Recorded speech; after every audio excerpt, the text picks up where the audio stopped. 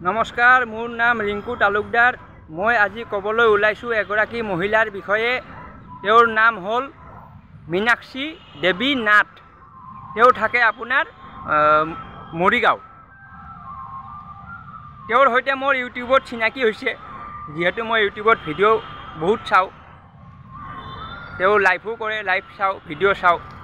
তেওঁৰ ভিডিঅ'ত মই দেখিবলৈ পালোঁ তেওঁৰ ঘৰত যিখিনি প্ৰয়োজনীয় সামগ্ৰী, আমাৰ ঘৰত যিবোৰ প্ৰয়োজনীয় সামগ্ৰী আমি কি কৰোঁ, আমি দোকানত যাওঁ, দোকানত যাই কিনি আনো ঘৰত যি যি লাগে, মিঠাতেল, হালধি, চাউল, দালি, আপোনাৰ চব্জি, মাছ, মাংস, এইবোৰ আমি কিনি আনো।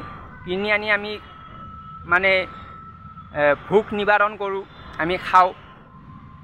তো তেওঁৰ মই দেখিলোঁ যে তেওঁৰ ঘৰত প্ৰয়োজনীয় মিঠাতেল তেওঁ নিজে বনায়, হালধি তেওঁ নিজে বনায়, দালি তেওঁ নিজে বনায়, চাউলো মানে নিজৰ ঘৰতে মানে আছে, মাছ, মাংস এইবোৰ তেওঁৰ নিজৰ ঘৰতে আছে, মুৰ্গী আছে, হাঁহ আছে, পাৰ আছে, এইবোৰ চব আছে, মাছ আছে, পুখুৰী আছে। তো এইটো হ'ল মানে, এই কথাটো মই এইকাৰণে কৈ আছোঁ, মানে এইটো মানে ইকনমিক্স ফাইনেন্স যিটো ডিপাৰ্টমেণ্ট, মানে অৰ্থনীতিৰ এইটো বহুত ডাঙৰ ফৰ্মুলা হয় মানে। কাৰণ কিয়, এখন ঘৰৰ যদি অৰ্থনৈতিক দিশটো মানে শক্তিশালী হয়, তেতিয়া ঘৰখন শক্তিশালী হয়। আৰু এখন ঘৰত মহিলাজনীৰ অৰ্থনৈতিক ভূমিকা, এইটো মই ক'ব গৈ আছোঁ। তো তেওঁ এগৰাকী মহিলাই ৰন্ধা বঢ়াটো কৰে বাৰু, তাৰে লগত অৰ্থনৈতিকভাৱেও তেওঁ অৱদান আগবঢ়ায়।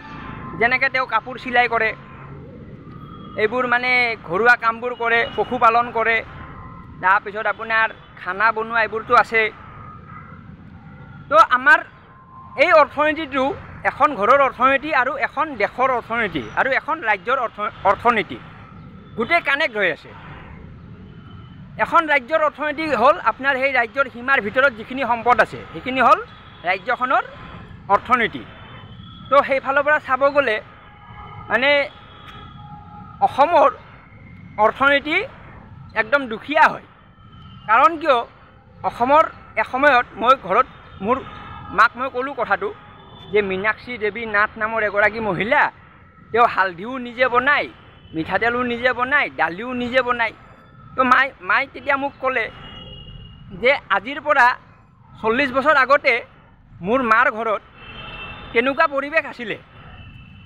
মানে মোৰ মায়ে কোৱা মতে কৈছে যে আমিও হালধি নিজে বনাইছিলোঁ, দালি বনাইছিলোঁ, মাছ মাংস আছিলে আৰু গাখীৰ আছিলে, কণী আছিলে, এইবোৰ খাই কিনে আমি বিক্ৰী কৰিছিলোঁ। কিমান খাম আৰু। কিন্তু সেই পৰিৱেশ এতিয়া নাই। কিয় নাই, সেইটো এটা বহুত ডাঙৰ উদ্বেগজনক তথ্য হয়। এইবোৰ কথা আপোনাক কোনো নিউজ চেনেলে নক'ব, কোনো ইউটিউবাৰেও আপোনাক ভালকৈ বুজাই নক'ব। মই কৈ আছোঁ, অসমখন আজিৰ পৰা 50 বছৰ আগত বহুত ধনী আছিলে অসমৰ মানুহবোৰ, কিন্তু আজি অসমৰ মানুহবোৰ দুখীয়া হৈ গ'ল। আজি আপোনাৰ অসমৰ মানুহৰ, অসমীয়া ল'ৰা ক'ৰবাত গৈ 5,000 টকা 10,000 টকাত কাম কৰে, কাম কৰি পইচা পায়। সেই পইচাই দি আপোনাৰ দালি কিনে, হালধি কিনে, মিঠাতেল কিনে, এইবোৰ কিনি তেওঁ ভালকৈ পেট ভৰাই খাবও নাপায়।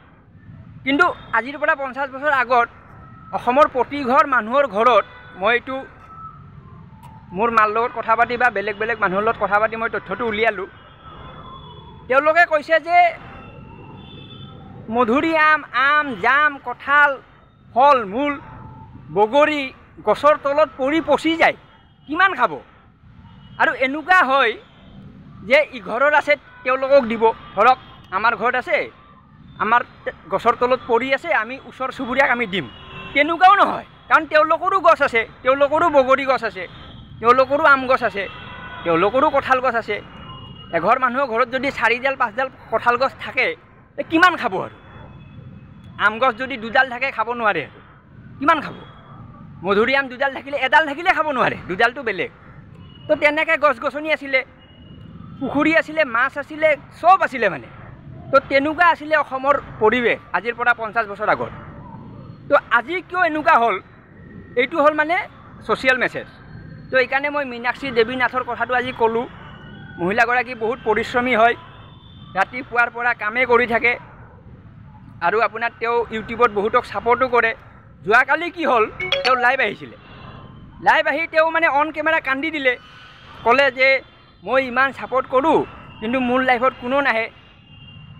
তো সেইটো এটা আমাৰ মানুহৰ স্বভাৱ হয়। এতিয়া ময়ো বহুত মানুহক সহায় কৰি থৈ দিছোঁ, তেওঁলোকে মোক সহায় কৰা নাই, কি কৰিব এতিয়া, উপায় নাই।